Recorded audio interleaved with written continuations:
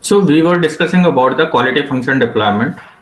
Okay, so we have discussed about what is quality function deployment and how does the quality function deployment work.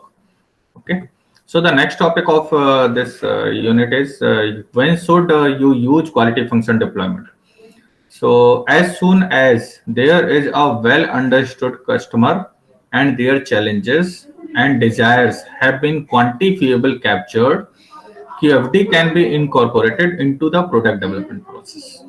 Okay, so basically देखिए जैसे ही आपने कह सकते हैं vice आप customer को क्लियरली डिफाइन कर लिया, ठीक है, और मैं क्या डिलीवर कर सकता हूँ उसको आपने प्रॉपरली मैप कर लिया, तो उसके बाद आप QFD को इनकॉर्पोरेट कर सकते हैं, ठीक है, in product development process. It is most effective when it is used throughout the entire product life cycle, as its main purpose is to ensure a constant focus on the voice of customer.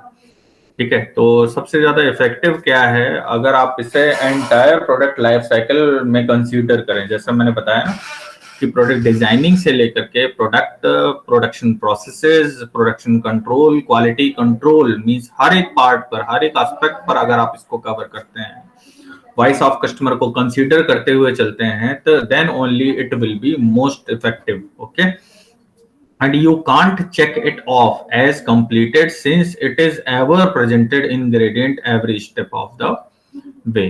ठीक है, तो आप देखिए एक तरीके से ये एक इम्प्लीमेंट करने के लिए बहुत ही अच्छा टूल है. ठीक है, कह सकते हैं कि आपको एक कंसोलिडेटेड ग्राफिकल रिप्रेजेंटेशन ला करके देता है. ठीक है, एक ही जगह पर कंसोलिडेटेड व्यू पॉइंट आपको कंसोलिडेट करके देता है. डॉक्यूमेंटेशन के लिए एक अच्छा टूल है. ठीक है, लेकिन अगर आप इसको एफिशिएंटली यूज करना चाहते हैं तो आप इसको हर एक phase entire product life cycle में इस्तेमाल करें. दूसरा, इसको इम्प्लीमेंट कर पाना थोड़ा सा कॉम्प्लेक्स है. ठीक है, तो इस पार्ट को भी आप कंसीडर करें. QFD is most appropriate when companies are focused on relatively iterative innovation versus something completely new, since there is a large base of customer feedback and input to drive the process. ठीक है, तो basically QFD सबसे ज्यादा appropriate तब है जैसे आप कोई नया प्रोडक्ट डेवलप कर रहे हो या फर्दर उसमें कुछ नए मॉडिफिकेशंस कर रहे हो या कुछ नई प्रोसेसेस हैं जिनको आप इनकॉर्पोरेट कर रहे हो. आजकल आप देखिए तो हर एक इंडस्ट्री में, ठीक है, इनोवेशन को कंसीडर किया जा रहा है, रिसर्च एंड डेवलपमेंट एक्टिविटीज को कंसीडर किया जा रहा है. ठीक है, जैसे मैंने आपको एग्जांपल बताया था कि अमूल कंपनी बहुत टाइम तक रॉ मिल्क सेल करती थी. ठीक है, और अभी आप देखिए 2010 के बाद से इन्होंने इतनी अपनी जो कह सकते हैं प्रोडक्ट लाइन में इतना ज्यादा चेंज किया है, इतने ज्यादा नए प्रोडक्ट लाए हैं ये टाइम टू टाइम कि अब ये मोर देन 150 प्लस प्रोडक्ट्स इस समय मिल्क प्रोडक्ट ये सेल कर रहे हैं. और इवन नॉट ओनली मिल्क, ठीक है, अभी आप देखिए तो ये FMCG सेगमेंट में भी चले गए हैं. बिस्किट्स के केस में बिस्किट वगैरह भी सेल करने लगे हैं. ठीक है, बेकरी आइटम कह सकते हैं, या आप फ्रूट जूसेस की फील्ड में भी गए हैं. तो कह सकते हैं कि इन्होंने अपने आप को कहीं ना कहीं डाइवर्सिफाई किया.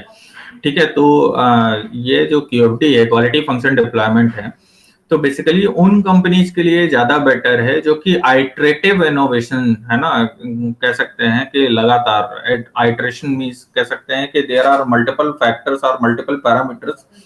ठीक है, कस्टमर के जो पैरामीटर्स हैं या वॉइस ऑफ कस्टमर है ये टाइम टू टाइम चेंज होते रहते हैं. तो उन चेंजिंग पैरामीटर को आप कंसीडर करते हुए आप जो डिलीवरेबल्स हैं उनको लगातार मॉडिफाई करें. ठीक है, जैसे टाटा का मैं एग्जांपल लूं, टाटा की जो अब रिसेंट में कार्स आ रही हैं, टाटा, हुंडई, बाकी की जो कंपनीज हैं, ठीक है, तो रिसेंट में लोग काफी चेंजेस ला रहे हैं अपनी कार पर, कॉन्सेप्ट पर, और कह सकते हैं माइलेज पर, सेफ्टी पर. तो कई सारे पैरामीटर्स हैं जिनको ये कंसीडर करते हुए काम कर रहे हैं. ठीक है, तो इस तरीके के जो भी चेंजेस हैं उनको इनकॉर्पोरेट कर पाना QFD के थ्रू पॉसिबल है. क्वालिटी फंक्शन डिप्लॉयमेंट को आप एज ए टूल कंसीडर कर सकते हैं while deploying such innovative parameters in your product or process. Okay, so since there is a large base of customer feedback and input to drive the process, when a product is creating a completely new category, it's more difficult to fully articulate the voice of customers since they don't necessarily have a frame of reference. But even in these cases, carrying forward what is known about the customer need and preferences can provide value। तो basically आप देखिए तो सबसे ज्यादा जरूरी क्या है कि कस्टमर की नीड या प्रेफरेंस को समझना, ठीक है, और उनको आपको वैल्यू में कन्वर्ट करना, क्योंकि अल्टीमेटली अगर क्वालिटी की बात करें तो क्वालिटी क्या है, to provide maximum perceived value to the customer, maximum perceived value, who will perceive those value, that is the customer part, okay। So you need to incorporate the customer needs and preference in your product, okay। So basically by using QFD you can deploy it properly। So this is all about the when should you use quality function deployment। तो आप एक existing product पर, ठीक है, जब आप देख रहे हैं कि वो सैचुरेशन, आपने प्रोडक्ट लाइफ साइकिल पढ़ी है ना, तो प्रोडक्ट लाइफ साइकिल में क्या होता है, इंट्रोडक्शन, ग्रोथ, सैचुरेशन एंड फिर मैच्योरिटी, सैचुरेशन एंड डिक्लाइन, ठीक है, और 7 फेज की भी होती है। तो अब इसमें क्या है बेसिकली कि जैसे ही आप सैचुरेशन में पहुंचे तो आपको जनरली या मैच्योरिटी क्रॉस करके जैसे आप सैचुरेशन की तरफ टेंड कर रहे हैं, तो दैट मीन्स कि कहीं ना कहीं जो क्वालिटी पैरामीटर्स हैं वो सैचुरेट हो चुके हैं। आपको नए क्वालिटी पैरामीटर्स कंसीडर करने की जरूरत है। कस्टमर की जो डिमांड है वो कहीं ना कहीं चेंज हो रही है, या जो नीड्स हैं वो चेंज हो रही हैं, ठीक है, तो उनको इनकॉर्पोरेट करने की जरूरत है। तो वहां पर आपको क्यूएफडी आप वहां पर अप्लाई कर सकते हैं। और इसके अलावा आप चाहें तो जो नया प्रोडक्ट आप मार्केट में लॉन्च करना चाहते हैं, कोई नया प्रोडक्ट मार्केट में लाना चाहते हैं, तो उस केस में भी you may deploy QFD, okay. So this is all about this point. If you want to ask any question or query, you may ask.